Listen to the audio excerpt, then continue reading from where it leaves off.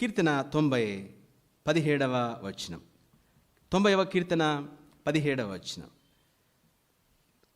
మా దేవుడైన యెహోవా ప్రసన్నత మా మీద నుండునుగాక, మా చేతి పనిని మాకు స్థిరపరచుము, మా చేతి పనిని స్థిరపరచుము.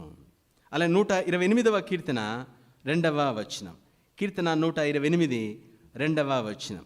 నిశ్చయముగా నీవు నీ చేతుల కష్టార్జితం అనుభవించదవు, నీవు ధన్యుడవు, నీకు మేలు కలుగును. నీ చేతుల కష్టార్జితము నీవు అనుభవించదవు. సామెతలు 21:25 వచనం. 21వ అధ్యాయము సామెతలు 25వ వచనం. సోమరి వాని చేతులు పని చేయనొల్లవు, వాని ఇచ్చ వాని చంపును. దేవుడు నీకు ఏమి ఇచ్చాడో నన్ను ఏదైనా ఉంచుకోవచ్చు. నేను కొన్ని మాటలు చెప్పాను, ఉద్యోగం, వ్యాపారము, పని, లేకపోతే ఏదైనా కావచ్చు. అది ఏ రకమైందనా దేవుడు నీకు ఇచ్చిన దానిని, లేదా నిన్ను స్థిరపరిచిన రంగం, దేవుడు నీకు ఇచ్చి ఒక రంగంలో ఒక దాంట్లో నిన్ను స్థిరపరిచాడు, దానిని పోగొట్టుకోకు. కాబట్టి దేవుడు నీకు ఏ రంగంలో స్థిరపరిచాడు? ఉద్యోగం ఇచ్చాడా, ఉంటే ఎంత పోతే ఎంత అనబాకు. దేవునికి ఇచ్చాడు, దాన్ని పోగొట్టుకుంటూ కాపాడుకో. ఆ ఉద్యోగంతో దేవుని సేవించు. అలానే వ్యాపారం ఇచ్చాడా, వ్యాపారంలో పూర్తి శక్తి ఉపయోగించు, పూర్తి ఆ విధంగా జ్ఞానాన్ని ఉపయోగించు, పూర్తి తెలివితేటలు ఉపయోగించు. ఆ ఉద్యోగంలో, ఆ వ్యాపారంలోనూ రాణించగలుగుతా. అలానే దేవునికి ఇచ్చిన రంగం. కాబట్టి దేంట్లో నీకు ఎస్టాబ్లిష్ చేశాడో, లేదా దేంట్లో నువ్వు ఒక స్థాయికి వచ్చావో, దేంట్లో దేవుడు నిన్ను వర్ధిల్ల చేసి ఒక స్థితికి చేర్చాడో, ఆ స్థితిని కోల్పోకుండా చూసుకో. ఆ స్థితిని కోల్పోబాకు. నీకు దేవుడు దేంట్లో నేను హెచ్చించి, లేదా దేంట్లో నేను స్థిరపరిచాడో ఆ రంగంలో నువ్వు పోగొట్టుకోకుండా కాపాడుకోవాలి. ఎందుకంటే దేవుడు మనకు ఇచ్చిన దాన్ని కాపాడుకోవాలి. చాలామంది చూస్తే ఉద్యోగంలో ఏదో ఒక బాస్ ఏదో అనేసాడని, ఏదో ఆయన కఠినంగా మాట్లాడాడని, ఇలా అయితే కుదరదు, నువ్వు పనికిరావని అన్నాడు, ఏదో అన్నాడు అనేసి అలిగేసి ఉద్యోగం పోగొట్టుకున్న వాళ్ళు ఉన్నారు. అలానే వ్యాపారంలో చూస్తే ఏదో యుగో ప్రాబ్లం, ఎవడేదో అన్నాడు, నేను ఇంకా వెళ్ళను, నాకు అవసరం లేదు, అది లేకపోతే నేను చేయలేనా, అది లేకపోతే ఉండలేనా, నేను బతకలేనా, తినలేనా, ఉండలేనా, అలా పోబాకు. పౌరుషానికి రోషానికి పోబాకు.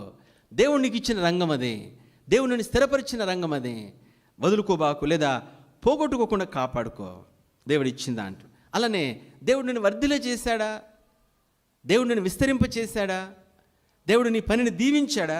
చూడండి ఆ వచనం, 90వ కీర్తన మనం చదివిన వచనం 17వ వచనంలో కీర్తనకారుడు అంటున్నాడు, మా దేవుడైన యెహోవా ప్రసన్నత మా మీద ఉండును గాక, మా చేతి పనిని మాకు స్థిరపరచు. కాబట్టి దేవుడు ఏదైనా స్థిరపరిచే దేవుడు. కాబట్టి కొన్నిసార్లు ఏంటంటే అలా వెళ్ళిపోతారు పైకి, మళ్ళీ ఎక్కడ ఉన్నాడంటే సైకిల్ కూడా అమ్మేసుకుంటాడు.